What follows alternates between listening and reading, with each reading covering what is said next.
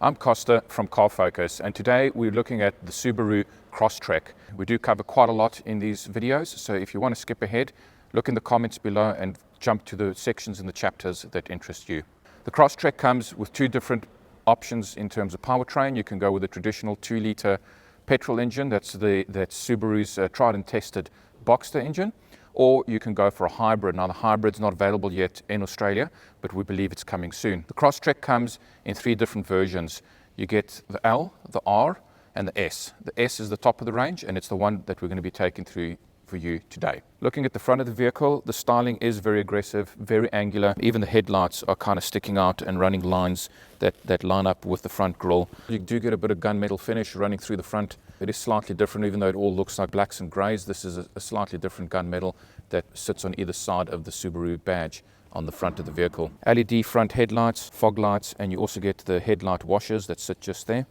You also get the LED daytime running lights. You've got a front camera there, part of the 360-degree view camera system that the S comes standard with. And you've got the same golf ball finish on the front plastics of the vehicle. Again, that is to improve aerodynamics. Subaru is on a mission. They want to get to 0 fatalities by 2030. And if you think about it, today is 2023. That means if you were to buy this vehicle today, 7 years from now, you would hit Subaru's 2030 0 fatality goal in this car. So what have they done to make this car as safe as possible? One of the key features that all Subarus have is their eyesight recognition system. It's a unique safety feature to Subaru. It utilizes front cameras that are situated just out of the front of the windscreen, and they are there to monitor and read the situation and what's going on in front of the vehicle. It's got active steering, it's got lane change assist, it can steer the car away from danger, it can brake, it can decelerate. It's got all sorts of safety features that are designed to actively prevent an accident from happening. The Subaru comes with the horizontally opposed Boxer 4-cylinder petrol engine. It's the one that we see in the Outback and originally in the WRX. It is normally aspirated and it is linked to a 8-speed CVT gearbox. So what's unique with the Boxster engine is that it is a 4-cylinder, but it's basically split left and right, making it a much smaller, flatter engine, which allows its center of gravity and its weight to be lowered down. In the petrol versions, you get 115 kilowatts of power. So Subaru has a 5-year unlimited kilometer warranty in Australia, along with a 5-year 62,000 kilometer capped price servicing program. Looking at the side styling, the Crosstrek gets the traditional Subaru flared and angular wheel arches that have become a bit of a signature wheel arch now on all Subarus. In fact, it makes them quite recognizable from the side, so when you see them for the first time from the side, these wheel arches definitely stick out. The side mirrors are finished in a piano black finish. Your indicator lights are mounted in there as well. The car is fitted with a proximity key with sensors in the door handles that will allow you to lock and unlock the car. The vehicle is fitted with privacy glass at the back and slight tint on the front windows. You do get these roof rails in the same grey finish as the front trim on the front bumper. If you look at the side skirts, it's actually got this black finish all the way through here. A traditional car will normally just have painted metal bodywork that runs along the sides of the vehicle. Here they've chosen to put in this protective skirting all the way across here, just lending to its, I guess, off-road and all-wheel drive credentials. So if you do want to take your Crosstrek a little bit off the beaten path, it is designed to handle it. It also has a really good ground clearance at 220 millimeters. Standard on the Subaru Crosstrek is a 17-inch alloy wheel, but the S that we have here today gets an 18-inch. You've got a black and white accented finish through the alloy wheel, and the caliper is done in a matte silver finish so that it kind of just sticks out and works really well with that. A quick shout out to Ranella Subaru for giving us this car today so we can do this walkthrough for you. Looking at the back of the vehicle, a lot of angles in the styling, continuing on with what we saw in the rest of the vehicle, so really coming together very nicely. This scuff plate that's mounted to the back bumper to protect it has also got that same dimpled effect in it that all these covers have throughout the vehicle. You've also got what looks like a splitter at the back. It really isn't an actual splitter though, it's just styling to make it look cool. Park sensors, 4-sensor system running through the back. The Subaru all-wheel drive logo with the symmetrical all-wheel drive, so their signature all-wheel drive system that the Crosstrek comes with, the Crosstrek badge and the Subaru badge. Your rear spoiler with these cool indentations here for the hinges that just stick out a little bit on left and right and create a nice styling cue. On the back of the vehicle, on the scuff plate here, you've got some unique prints running all the way through it and makes it look really different. I like those. Today, we have the rubber mat that is designed to protect the rear of the vehicle. Very well designed. It's even got this lip that runs all the way through it and the Subaru logo. We get our boot area. We've got our retractable parcel shelf that comes out and clips just there and rolls away when you don't need it. Underneath here, this is the cover that lets you access the spare wheel. Now this cover has been cleverly designed because it actually splits in half, folds up like that, and hooks really neatly at the top there. This means that when you're trying to access your spare wheel, you don't have this cover constantly in your way, and it creates a nice area that you can work in and access your spare wheel. The spare wheel has got a toolbox just underneath this cover and a full-size spare wheel in keeping with its off-road credentials. Grab handle here for closing the tailgate and a traditional tailgate, so no power lift for the Crosstrek.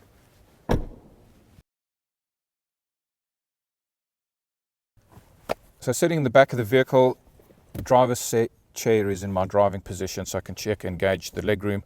Legroom is pretty standard, what you'd come to expect from the back of a vehicle in a small to medium-sized SUV. This is a small one. The first thing that jumps out is the finish on the rear doors. It's definitely not at the same standard as the finish on the front doors. You got a USB-A and a USB-C charge point in the back of the front center armrest. My head is just clearing the top. In fact, my hair is touching the roof, so a little bit cramped at the back. It does have a rear armrest. It is quite a wide one, so it will accommodate both the rear passengers, and it's also got cup holders in the armrest.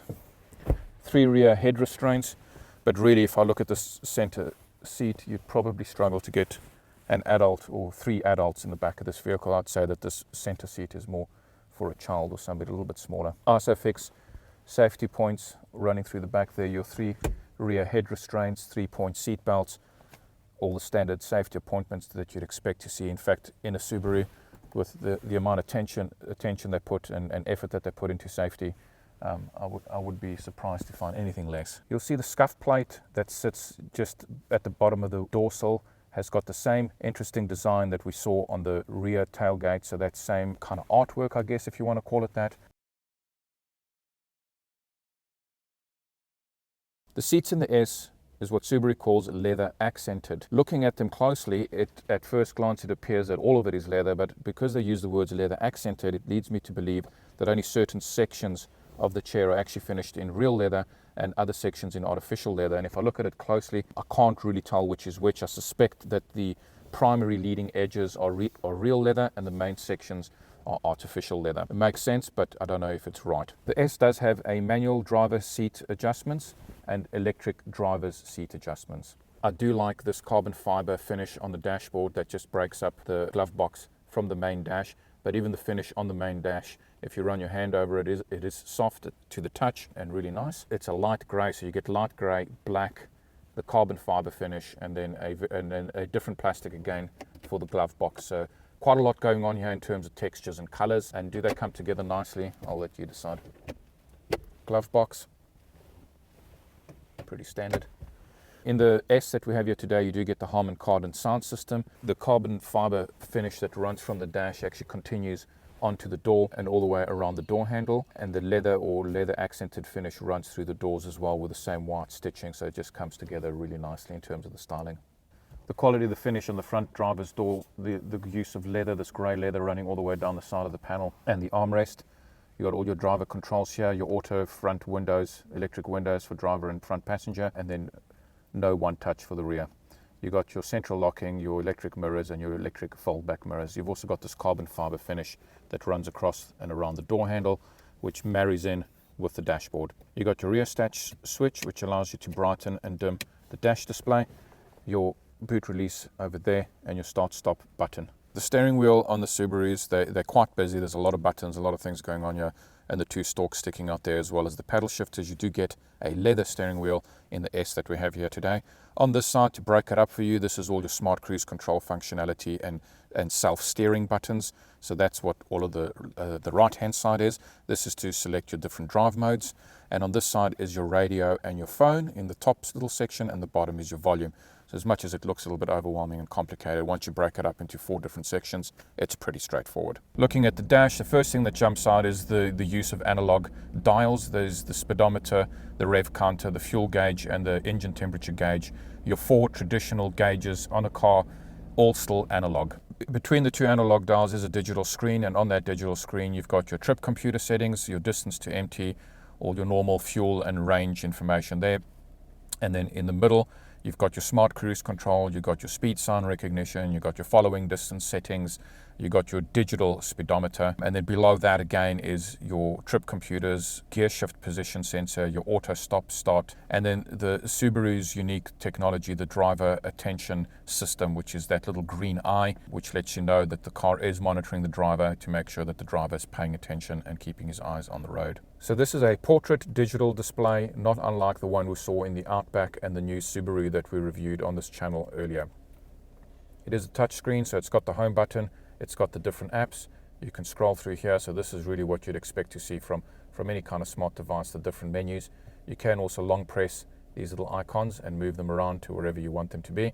You can even change them from page to page. So you've got your maps, as we said today, we've got the S here today, so it does actually have sat nav, so it's got its own maps. However, the Subarus are fitted with wireless Android Auto and Apple CarPlay. So really, is sat nav becoming redundant? Most people would probably say it is. And given that you only get 3 years worth of map updates, it's probably not that big a deal. Some of the usual stuff that you'd expect to see: radio, media, phone, auto start stop. So if you want to activate or deactivate the auto start stop, you do it from the touch screen. And then you can also go into the settings of the vehicle, where you can start looking at all sorts of other things like clock and display and Wi-Fi. You've got sound at the top, navigation settings, etc. All right, over here you can pair a phone. We haven't paired a phone here today, but these are all the different phones that you could pair. It does take multiple phones. Over here you can set up your driver profile, so you can add a driver profile. And the nice thing with the driver profiles is the same driver recognition system that makes sure you're alert can also identify your face. It stores and reads different faces. So as soon as you climb into the car, it actually knows who's climbed into the car, and it can set your driver settings according to your preferences. Very handy feature. At the top, you've got your radio settings, which lets you know what station you're on, and you can also scroll through here to some other channels if you want to. And then at the bottom, you've got some aircon controls on the digital display, aircon on and off. And once it's on, you can see all your different temperature settings, as well as adjust your fan speed. And you do have a driver and passenger is currently on sync, but you can unsync it so that you get the dual climate control. And that's standard from the base model. The 360-degree camera you can activate by the touch of that button, and you can also split it so you can see your reverse camera and your 360-degree view camera over there. So it's got different camera settings, and that's if you want to just look out of the back camera. So you go back, 360 or 360 and back. So it gives you those options. And if we shift it into drive, no cameras. So cameras are only for reverse. That's to activate and deactivate the park sensors.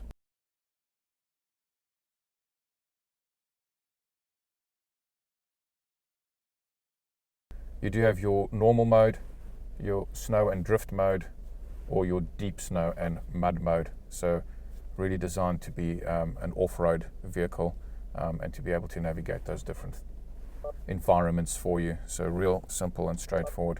You can also access them. I actually like how simplified the modes are. There's not too many options, not too many selections, and I think that the car intelligently figures out the rest for you, so you don't have to worry about it as much.